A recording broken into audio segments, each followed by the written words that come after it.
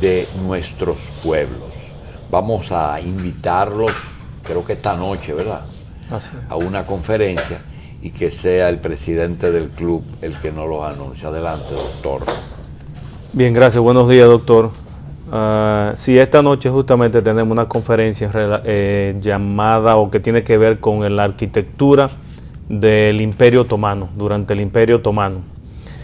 Esa conferencia la presenta el arquitecto Gamal Michelén, quien es un gran conocedor de todo el arte, no solo árabe, pero tiene esos conocimientos sobre el arte árabe y la arquitectura árabe, así como la historia también. Y él, conjuntamente con Tony Raful, presiden el Comité de Cultura del Club Libanés Sirio Palestino.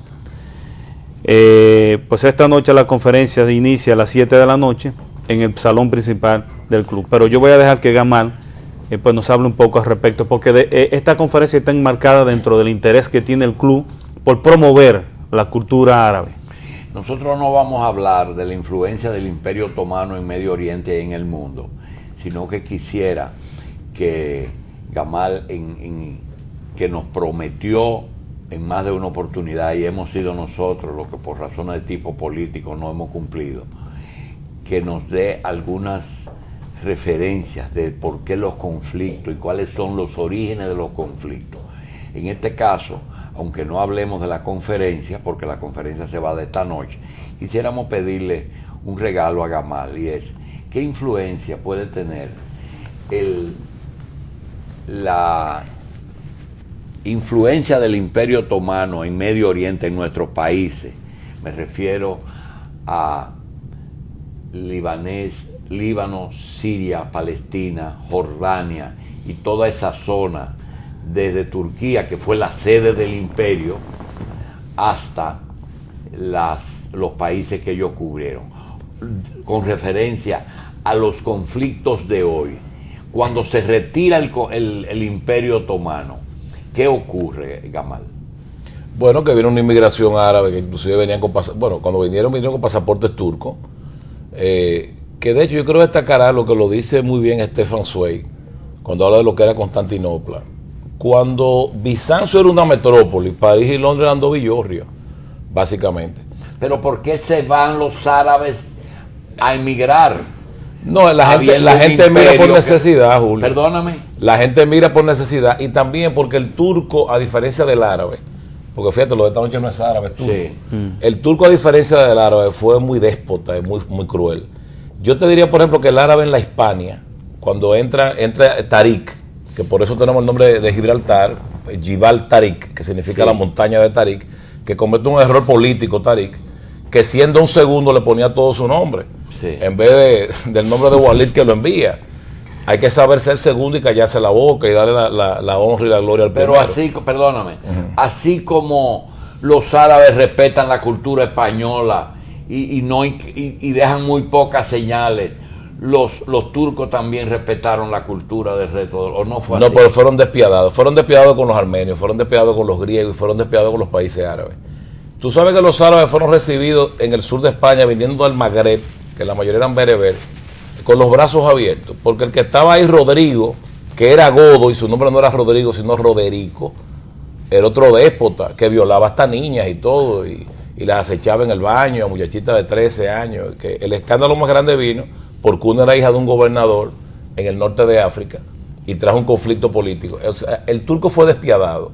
Entonces, estos pueblos, pasando hambre, necesidad, venían a América Latina con pasaportes turcos y se le pegó el nombre de turco. Yo no quería obviar un temita cultural, porque el club está empeñado en apoyar nuestra cultura. Nosotros hemos tocado muchos temas, porque esto es parte de un proyecto, sí, donde está Tony Raful y estoy yo.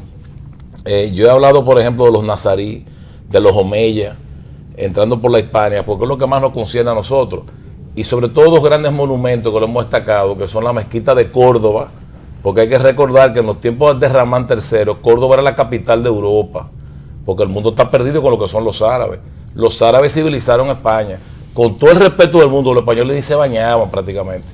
O O sea, los árabes llevaron una cultura muy próspera. Y cuando uno de Asturias nos dicen, pero no pudieron entrar a Asturias, ¿qué pasó? Te voy a decir como dice César Iván Félix, por eso se atrasó Asturias. Por eso. Con todo el respeto, por eso se atrasó Asturias. Por Pelayo. Digo, Pelayo fue un héroe. No, Pelayo fue un héroe, Pelayo frenó la invasión. Y después está la parte de los nazaríes que toman el sur, más específicamente Granada, y hacen una obra que es impactante. Alhambra, la Alhambra significa la roja, porque de lejos se veía roja, Alhambra. Y hay un letrero que yo le añadí un pedacito personal con respecto a nuestro país. Cuando tú llegas a la Alhambra, dice, dale limosna, mujer, que no hay en la vida nada como la pena de ser ciego en Granada. Y yo le puse una coletilla y tener vista en este país. O sea, ser ciego en Granada es una tragedia y ver aquí es un problema también. Porque uno ve demasiado cosas, pero lo que está diciendo es que qué terrible es que una persona tenga la desgracia de ser ciego, pero más terrible es que sea ciego en Granada. Y fíjate que en Granada, cuando viene la Reconquista, 1492, es donde Boabdil, en la Torre de Comares, que está en la Alhambra, entrega el reino. En un acto cobarde, Boabdil era un inepto. No tenía alternativa, pero era un inepto. Que ahí hay que sumar, le dice dos cosas. Una que la cita Balaguer en un famoso discurso, cuando dice, porque él fue llorando donde Sumar, le dijo, perdí el reino. Le dice, ¿por qué tú lloras como una mujer, lo que no pudiste defender como un hombre? Y la segunda, perdón, Julito, es que a Ixa, que era terrible la sultana, le dice a su hijo, tú no entiendes que tus antepasados murieron como reyes y tú vas a pasar a la historia como el que entregó el reino, como un cobarde. Una mujer muy dura, aún a costa de la vida de su hijo. Sí. Bien, yo quisiera, cosa que no es muy común aquí en la revista, hacer una agenda con Gamal, porque tenemos algunos puntos que al país hay que explicárselo. Número uno, cuando los ingleses arman el Medio Oriente en el 48. ¿Verdad? Como armaron África entera los ingleses y los franceses. Sí, pero yo me refiero a armar la geografía. Sobre todo el norte de África. Cuando nace Israel. Segundo, queremos hablar de el por qué el tema religioso es tan importante en estos países, que no es lo mismo un musulmán que un cristiano, o un chiita, o un chiita y un sunita y un druso y etcétera.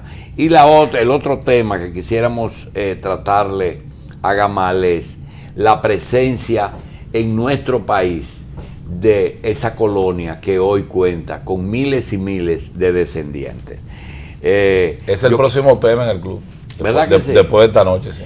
Hoy lo hubiera disfrutado mucho William, ¿verdad? Toncho, sí. Así. Él es asiduo, William va a todas las conferencias. Bien, señores, gracias a Gamal y al presidente del club libanés sirio-palestino por el anuncio y les repetimos, esta noche a las 7 de la noche, en el salón principal. El tema es sobre arquitectura turca, hablaremos sobre, no árabe, turca, sobre la obra de Sinan. Además, finalmente, Estambul es una ciudad tan curiosa que tiene 4 mares y participa de 2 continentes. Es europeo y es asiático. Inclusive se llama Bizancio, dicen, porque Visa consulta el oráculo de Delfos y lo que le dice, muévete hacia el oriente y llega al país de los ciegos. Y él entendió que el país de los ciegos era los que estaban en la parte asiática, cuando la europea tenía inclusive un puerto hecho por Dios, que es el Cuerno de Oro. Roda tenía un pie en Turquía. Sí, era un paso. Era un paso, pero tú tienes ahí que el Bósforo, por ejemplo, te divide la Estambul europea de la asiática. Por eso yo quería ingresar a la comunidad europea. Y tienen problemas porque lo que tienen es un poquito de Europa. También tiene otra particularidad y es que emigra muy poco el turco, ¿verdad? Emigra poco y la verdad, Estambul es una ciudad mucha fantástica. Autosustentación. Sí. Parece que tiene muchos recursos propios. No, mucho acero. Sí. Nos vemos esta noche en el club. Pero yo te espero, Julito. Seguro, vamos. Vamos a hacer una pausa, pero